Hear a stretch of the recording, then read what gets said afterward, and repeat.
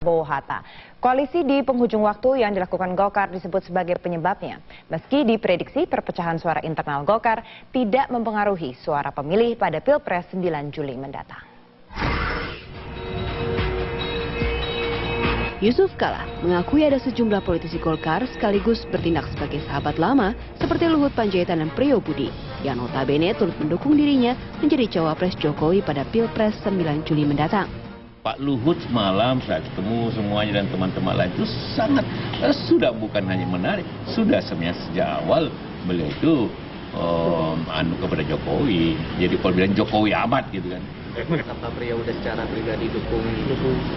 Kalau saya pribadi sejak lama kan saya mendukung dia dan dia mendukung saya. Sementara, Wakil Ketua Dewan Pertimbangan Partai Golkar, Luhut Panjaitan membantah bila dukungan politisi Golkar kepada dua kandidat capres-cawapres disebut sebagai politik dua kaki Partai Golkar. Dengan semua kriteria yang ada, kami melihat bahwa Pak Jokowi pemimpin yang paling mumpuni. Terutama yang terakhir ini, di mana dia dengan tegas menolak transaksi adanya tertulis jabatan yang harus diberikan kalau Partai A atau Partai B bergabung. Dukungan sebagian kader Golkar kepada Jokowi JK disebut pengamat politik Jayadi Hanan tidak akan mempengaruhi dukungan terhadap pasangan Prabowo Hatta, sebab Pilpres lebih mengutamakan sosok yang diusung ketimbang pergerakan internal partai. Pemilihan presiden itu adalah soal memilih figurnya, dan itu sudah dibuktikan dari pemilu sejak 2004 sampai 2009 ya.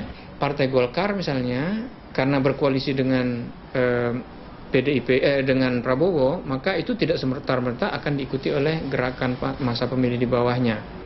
Perpecahan dukungan suara jelang Pilpres di internal Golkar dinilai mirip dengan pemilu 2014. Namun nasib Golkar tahun 2014 disebut Jayadi miris karena partai sama sekali tidak mengusung kadernya sebagai capres meski mendapat nomor urut 2 dalam suara Pileg April